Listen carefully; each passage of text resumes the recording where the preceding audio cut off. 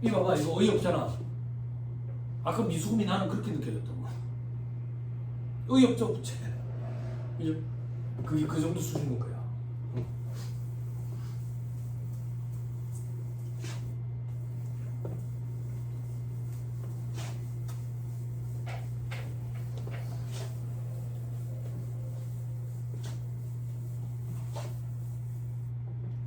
여기 다들 각자 사정이 다 있지.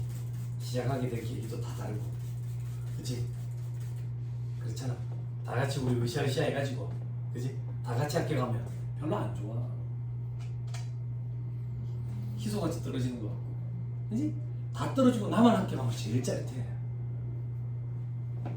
이기적으로 하라고 공부를. 어? 남 신경 쓰지 마. 내가 일단 합격해야 돼. 어? 남한테 피해주라는 얘기가 아니라 자기만 생각하고 공부하라고.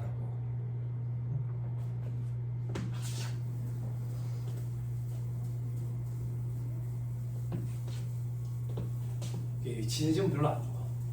학원에서 2차 때는 뭐 스터디 해야 되겠지. 밥 정도 같이 먹는 건 그 정도는 괜찮아. 근데 같이 모여가지고 문제를 풀고 그런 거 하지 마. 그런 거 의미 없어. 집에서 지 혼자 에어컨 틀어놓고 시원하게 문제 풀면 돼. 틀리면 답 맞춰보면 돼. 학원에 보면 실력 없는 애들이 모여가 뭐 하냐면, 야, 실전에 가면 한 문제 1분 안에 풀어야 된다던데, 야 뭐야? 내가 잠깐 준비해라. 내가 잰다. 시작. 제가. 야, 나 다 풀었어. 아씨, 나 다 못 풀었는데 1분 지났어. 땡. 다 풀었는데 엉터리. 다 엉터리. 실력 없는 애들끼리 모여가지고 그런 짓을 한다. 그런 애들이 모인 카페들이 있어. 어? 예생, 하모 이런 데가 있다. 응? 거기에 합격한 사람은 없어. 합격한 사람들은 바빠서 들어오지 않아. 그지? 거기 들어가면 전국 강사 외모 순위 정한다. 그리고 리플이 100개씩 다닌다. 야, 어느 학원에 누구가 예쁘던데, 어느 학원에 누구가 잘생겼던데, 그렇게 나는 순위권 받기. 왜 웃어? 너가 그 리플 좀도 알아줘라. 야, 부산학원에 괜찮은 사람 있다 이렇게. 아, 그래? 지켜본다. 들어가지 말라. 그런 데를 들어갔던 이유는 정보 때문에 들어갔는데, 요즘에는 인터넷 잘 돼 있어가지고 그런 데 안 들어가도 정보 다 구할 수 있어. 그런 데 들어가면 괜히 마음이 힘들어. 못된 애들 있어. 어떤 애들이 못된 애들인데, 지금 방차타운주 시험이잖아. 그치? 못된 애들 어떻게 하는 애들인지 알아? 형님 얘기 들었어요? 무슨 얘기? 이거 전환사채 나올 거라던데. 전환사채 그 사채 상환할 때 보장 수익률로 미는 거 있잖아. 아, 진짜 그 생각이 안 나는데 형님 그거 나온다더라. 일부러 이렇게 들쑤시는 애들이 있어. 근데 생각보다 많아. 그러면 멘탈 흔들리는 거야. 지 공부 계획대로 가고 있는데 차질을 빚게 만드는 거지. 그런 애들이 꼭 있어.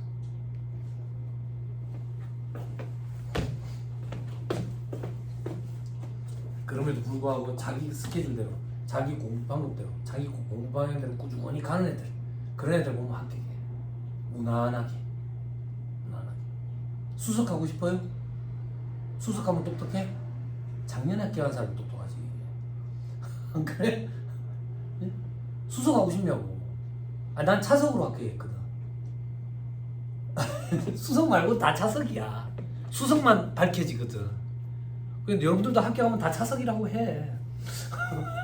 왜? 이게 우문현답이다 그 얘기야. 목적자가만 공부를 하면 돼. 응? 원하는 돈이 정하는 데서. 자, 다시 돌아가서 합시다. 오늘 첫날이라 가지고 세 번만 하루 종일 하면 많이 힘든 거 알아요. 많이 힘든 거 아는데 어떻게 하겠어요? 계속이래요. 그리고 제 강의 시간에 뭐 먹으면서 들어도 아무 문제 없어요. 괜찮아요. 세 번만 하루 종일 할 때는 수험생들 많이 힘들거든. 그래서 보통 막 그런 거 많이 갖고 와. 막 초콜릿, 칼로리 밸런스, 바나나 막 이런 거 먹으면서 해. 그런 거 좋아. 그런 게 좋은데 뭐 내가 뭐 사줄 건 아니지만 옆에 반을 보면 뭐 그거 많이 먹어. 뭐 몬스터, 뭐 하식스 이런 거 몸에 되게 안 좋다. 어떻게 하냐. 나는 또 간이 작아서 그런지 나는 그거 먹으면 잠이 안 오더라고. 가슴 뛰어가지고 고카페인이라서 그런지 모르겠어. 근데 그거를 고생들 달고 살아. 그거 먹지 마. 그 습관 들이지 마. 그거 클럽 갈 때 먹어. 밤새서 놀고 싶을 때. 자, 다시 돌아옵시다. 자기 적립 마일리지 등으로만 전부를 결제받고 공급하는 제한. 이거는 뭐냐? 잠깐 봐봐. 여러분 회계 시간에 고객과의 계약이 생기는 수익 파트에 고객 충성 제도 공부했죠. 고객 충성 제도에 자기가 직접 보상을 제공하는 경우, 그지? 그리고 제3자가 보상을 제공하는 경우, 그때 자기의 계산으로 하는 경우, 제3자를 대리하는 경우, 이런 거 공부했죠. 싸늘하다. 했어요, 안 했어요? 이거는 계약 부채로 인식하죠. 그죠? 여기는 전체를 매출로 잡죠. 그리고 매출원가 잡죠. 그죠? 여기는 포인트 판매 수수료만 수익으로 인식하죠. 수수료 수익. 네팅한 금액으로. 네, 됐어요. 자기 적립 마일리지는 요거다라고 생각하면 돼요. 자, 우리 회사의 물건을 사가는 사람들한테 우리 회사 물건을 살 때 쓸 수 있는 포인트를 적립해줬다 그 얘기야. 포인트를 적립해줬다. 해볼게. 회계랑 비교 잘해. 자, 이마트다. 이마트에서 만원짜리 물건 사갈 때 포인트 1000원 적립해줬다. 이마트에 분기 끊어볼게. 돈으로 받았다고 볼게. 매출은 얼마야? 매출은 9,000원이지. 1,000원은 포인트 값이지. 그죠? 물론 여러분들은 공정가치로 안 분하지만, 그죠? 공정가치 안 분했을 때 이 금액이라고 가정할게. 그럼 이 1,000원은 뭔데? 물건을 아직 안 팔았는데 돈부터 먼저 받은 거지. 선수금이잖아. 여러분들 뭐라고 배웠어? 계약 부채라고 얘기해. 선수금이라고 해도 맞아. 국제 기준은 계약 부채라는 용어를 강제하지 않아. 국제 기준은 항상 다양성, 선택권을 준다고. 자율성을 존중한다. 그래서 나는 2차 시험 채점할 때 선수금이라 해도 맞다고 해줘. 나중에 이 포인트 1,000원을 갖고 와서 껌으로 바꿔갔다라고 볼게. 그럼 선수금 계약 부채가 없어지지. 그리고 이때 매출이죠. 됐어요? 극단적으로 가정할게. 여기 X1년도 중에 발생했고 이거 X2년도 중에 발생했다고 볼게. 됐어요? 자, 회계부터 하자.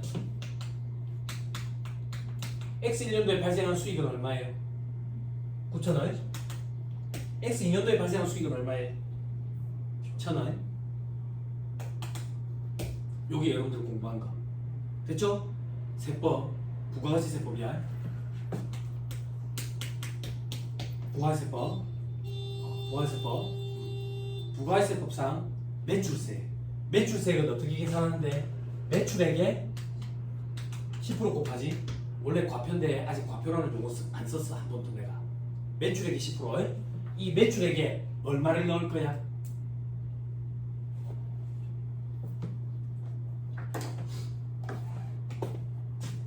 나중에 공부할 건데 지금 좀 보자. 자, 부가세법은 이 매출액에 10,000원이 들어가. 많이 들어가. 됐죠? 됐죠? 요때는 1,000원이 들어가. 이 1,000원이 두 번 다 들어가서 중복되죠? 수십 년간 요렇게 왔었어. 요렇게 오다가 법이 개정을 일으킨 거야. 중복되네. 이중과세네. 한 번을 빼야지. 근데 어디서 빼는데? 여기서 빼. 회계랑 차이가 있지. 그지? 방금 표현 다시 읽어봐. 자기 적립 마일리지로만 결제받은 재화돼 있지. 그게 요거야. 자기 적립 마일리지로만 결제한 재화. 요때는 공급으로 보지 않는다고. 재화의 공급이 아니라 그 얘기야. 됐어요? 됐죠? 세법, 부가세법이랑 회계랑 차이가 있어요. 인식하는 시점의 차이가. 됐죠?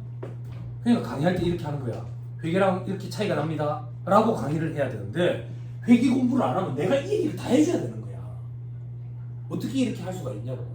세법 강의하는 사람이. 그지? 근데 회계 공부가 안 돼 있으면 무슨 소리인지 모르는 거야. 그때부터 수업 시간에 괴롭다고 이제. 다른 사람들은 고개를 끄덕거리고 있는데 나는 괴로운 거야. 뭔 소리 하는지 몰라가지고. 근데 알고 봤더니 다른 사람들은 졸고 있는 거였어. 고개를 끄덕거리는 게. 됐죠? 됐습니다. 넘어갑니다. 대엽시 잔존재화. 대엽시 잔존재화도 똑같다. 부가세 제로성 게임이라며. 공제받은 놈이 있으면 매출세 내는 놈이 있어야지. 예를 들게 내가 신발 멀티샵을 해. 신발 멀티샵. 그러면 고객이 와서 어느 브랜드를 원해요? 신발 분수는 얼마예요? 내가 그걸 사가지고 팔 수 있어? 사서 재놔놓고 고르라 해야지. 그지? 그래서 몽땅 사와서 재놨어. 재놨는데 망했어. 그래 폐업하게 됐다고. 나는 이제 폐업을 했어. 그럼 이 신발 10만원짜리를 팔 때 10만원짜리를 팔 때 부가세 신고를 이제 안 할 거 아니야. 나는 10만원만 받으면 되겠네. 근데 내 옆에 가게 신발 가게는 10만원짜리 팔 때 부가세 신고해야 되니까 11만원 받을 거야. 가격 형평성에 왜곡이 벌어지지. 또 다른 이유, 내가 이 신발 10만원짜리 사올 때 매입세 공제를 받았거든. 받았는데 폐업하고 부가세를 납부 안 하면 제로성 게임이 안 되지. 그래서 폐업한 시점에 남아있는 이 재고는 사장이 다 산 걸로 봐버려. 그러면 가게가 사장한테 판 걸로 봐버려서 매출세액을 내는 거야. 그게 폐업시 잔존재화 규정이야. 그래서 현업의 회계사무실에 일해본 친구들은 알아. 폐업을 하면 부가세 신고를 하거든. 그 이유가 이 규정 때문이야. 폐업시 잔존재화 규정 때문에 하는 거라고. 내가 이거 실무 관리할 때마다 언니들한테 엄청 강조한다고. 공부를 해야 됩니다. 공부를 해야 됩니다. 왜 해야 되는데? 막내가 하나 들어왔어. 언니 맏언니한테 물어보는 거야. 왜? 세무사님이 여기 폐업했거든요. 근데 세무사님이 여기 부가세 신고하래요. 그래 하면 되지. 왜? 아니 장사가 내서 망해가지고 폐업했는데 무슨 부가세 신고를 해요? 그럴 때 언니가 아씨 그럼 진짜 하라면 하지. 그럼 여태까지 했는데 다 틀렸다 소리야? 지도 모른단 말이야. 그게 무슨 맏언니야. 실력도 없지. 그럴 때 언니라는 사람은 야 부가세 신고 체크하고 와봐라. 거기에 재화의 공급에 보면 간주 공급이라는 데가 있거든. 거기 보면 폐업시 잔존재화라는 규정이 있는데 그거 한번 찬찬히 읽어봐봐. 읽어보고 그래도 이해 안 되면 다시 물어보러 와라. 이게 맏언니지. 팍씨가 아니라. 그지? 그게 실력인 거야. 팍씨 이렇게 하는 순간 이제 동생들이 맏언니를 무시하기 시작하는 거야. 아무것도 모르네. 경력만 많네. 나이만 먹어가지고 무시하기 시작해. 피곤해진다고.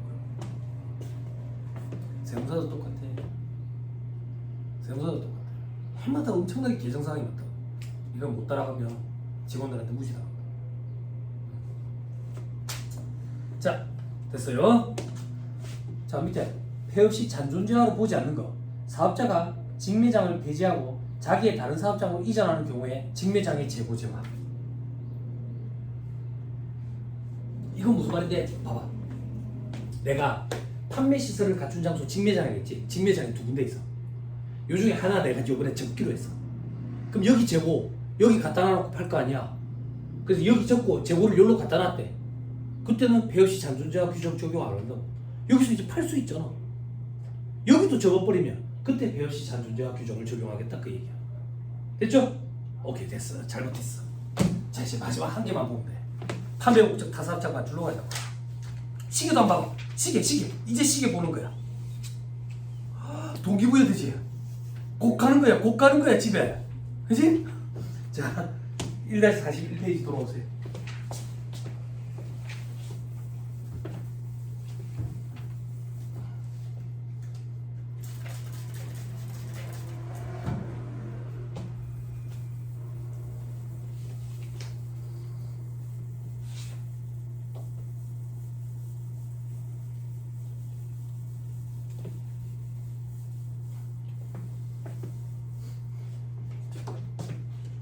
판매 목적 타사업장은 주로 얘들이랑 취지가 다르대. 나머지는 취지가 뭐였는데 애초에 매입세 공제받으면 안 되는 걸 받았기 때문에 그 시점에 공급으로 간주해가지고 추징하는 논리였지. 물론 제로성도 결국에는 그런 거 개념이었지. 그지?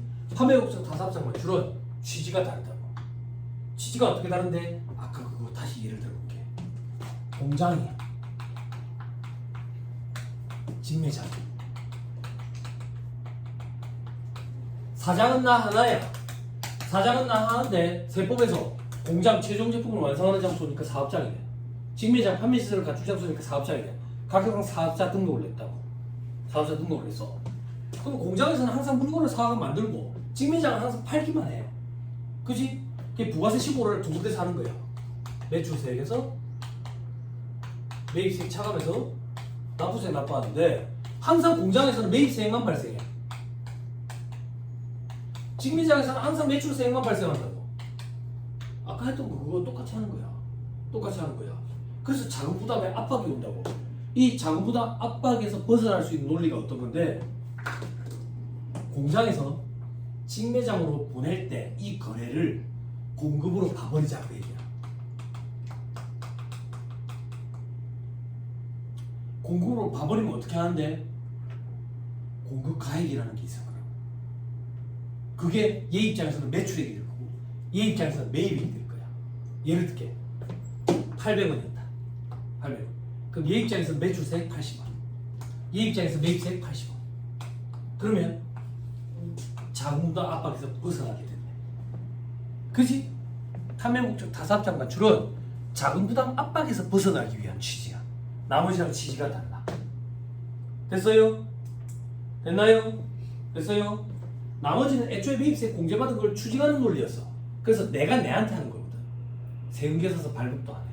내가 내한테 발급할 거야? 내가 우리 와이프한테 발급할 거야? 내가 직원한테 발급할 거야? 내가 거래처 사장한테 발급할 거야?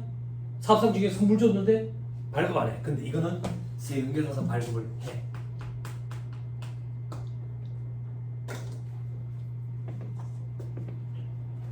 됐죠? 됐죠? 제가 봅니다. 1-41페이지. 방가로 이번에 내용 정리. 사업장 단위 과세 사업자. 이게 원칙이잖아. 그지? 간주 공급 받다. 괄호에 뭐라고 돼 있어요? 애초에 매입세 공제 받았는지 여부 무관이다. 취지가 다르니까. 추징하는 논리가 아니거든. 요 얘기야. 애초에 매입세 공제 받았는지 그거 상관없다 그 얘기야. 자금부담 압박에서 벗어나기 위한 취지니까 이때 공고를 보겠다는 얘기야. 됐죠? 세금계산서 또 발급한다. 그런데 봐봐 밑에 총괄납부 사업자에 우리 아까 주사업장 총괄납부 공부했지. 본점 주사무소 혹은 지점 선택 가능하지. 선택 가능해가지고 한 군데에서 납부 환급만 총괄하면 되지. 납부 환급만 총괄하면 자금부담 압박에서 벗어나지잖아. 그러면 간주공급으로 보지 않겠대. 이미 자금부담 압박에서 벗어나 있으니까. 됐죠? 됐죠? 사업자 단위 과세 사업자는 어떻게 합니까? 사업자 단위 과세 사업자는 사업자 등록증 자체가 한계야. 그리고 자금부담 압박 이런 것도 없어. 됐죠? 그래서 간주공급 아니야. 됐어요? 칠판 봐봐. 끝까지 해야 돼. 우리 회사는 공장에서 직매장으로 보내는데 간주공급으로 과세하려고 보니까 이미 주사업장 총괄납부를 적용받고 있어. 그러면 자금부담 압박에서 이미 벗어나 있지. 그지? 그래서 간주공급이 아니야. 그런데 우리 회사의 빠꾸 경기가 공부를 어중뛰게 한 거야. 공부를 어중뛰게 해가지고 우리 회사는 주사업장 총괄납부를 적용받고 있기 때문에 간주공급이 아닌데도 불구하고 얘는 간주공급이라고 착각해가지고 세금계산서 발급을 해버렸대. 그러면 어떻게 되는데? 요거 오케이 인정해줘. 인정을 해줘야지 매입세 공제를 받아주죠. 여기까지 해야 시험 문제 풀 수 있어. 자, 원칙 간주공급이 아니라 예외돼 있죠. 예외 밑에 표시. 예외란 총괄납부 사업자가 직매장 반출했을 때 세금계산서 발급하고 예정신고 확정신고 시 세무서장에게 신고한 경우를 말한다. 됐죠? 그럴 때는 간주공고로 봐준다. 됐습니까? 됐죠? 자, 마무리합니다. 마무리 어디로 오는데 1-42페이지. 단가로 2번 자가공급에 해당하지 않는 사례 돼 있죠? 그죠? 칠판 여기에 해당하지 않는데 여기에 해당하지 않는다는 얘기는 요게 아니란 얘기야. 요게 아니란 얘기는 요게 아니란 얘기야. 요게 아니란 얘기는 요게 아니란 얘기야. 요게 아니란 얘기는 과세 안 한다는 얘기야. 오케이? 오케이? 어떤 건데? 자, 동그라미 1번부터 5번까지 있는데 이 책의 저자가 암기를 도와주기 위해서 옆에 취지를 좀 써놨어. 판매 목적이 반출이 아니기 때문이다. 이 취지를 기억하면 암기하기가 좀 편하대. 됐어요? 됐죠? 자, 동그라미 1번이 뭔데? 자기의 다른 사업장에서 원자재로 사용 소비하려고 반출한대. 판매 목적으로 반출할 게 아니잖아. 딴 데서 원자재로 쓴대. 다른 사업장에서. 됐죠? 요거 판매 목적 타사업장 반출 자가 공급으로 보지 않겠다. 즉 과세 안 하겠다. 됐죠? 동그라미 2번 자기 사업장의 기술 개발을 위해서 시험용으로 사용 소비한대. 동그라미 3번 AS에 대비해가지고 쓴대. 동그라미 4번 AS에 대비해서 쓴대. 수선비, 사용 무료 서비스. 됐죠? 동그라미 5번 불량품 교환하거나 광고 선전을 위해서 진열하려고 샘플로. 그래서 그쪽으로 보냈대. 이런 것들은 판매 목적 반출이 아니니까 자가 공급으로 보지 않겠다. 즉 과세하지 않겠다. 됐습니까? 됐나요? 됐어요? 안 됐어요? 됐죠? 자, 다음 2-44페이지. 맨 밑에 정리 봐봐. 정리의 제목에 매입 시 부담한 매입세액이 공제되지 않은 재화에 본 것이 부가세 과세 여부 돼 있지. 그지? 들어봐봐. 판매 목적 타사업장 반출만 제외한 나머지는 전부 다 애초에 공제받으면 안 되는 매입세액을 공제받았기 때문에 그 시점에 추징하는 논리였지. 근데 지금 방금 단서에 뭐라고 돼 있냐면 애초에 매입세 공제를 안 받았대. 애초에 매입세 공제를 안 받았으면 간주공급도 아니겠지. 그 책을 봐봐. XXXX 돼 있지. 그지? 어디에 동그라미가 쳐져 있어? 판매 목적 타사업장 반출. 얘는 취지가 다르다 했지. 그리고 세액에서 발급 여부 동그라미 쳐져 있지. 그죠? 그러고 보니까 표에 제일 위에 칸이랑 똑같네. 동그라미가 제일 위에 칸에 뭐라고 돼 있어? 실질적 공급 여기야. 그래서 수험생들이 이렇게 암기하고 가는 거야. 판매 목적 타사업장 반출의 방향은 실질적 공급이랑 방향이 같더라. 세액에서 발급도 있고 애초에 매입세 공제 받았는지 여부 불문하고 공급으로 간주하더라. 됐죠? 여기까지 합시다. 강의 듣느라 고생 많았습니다. 수고했습니다. 언니 오세요. 응? 다음 시간에 또 쌓아 올려야 되니까. 그죠?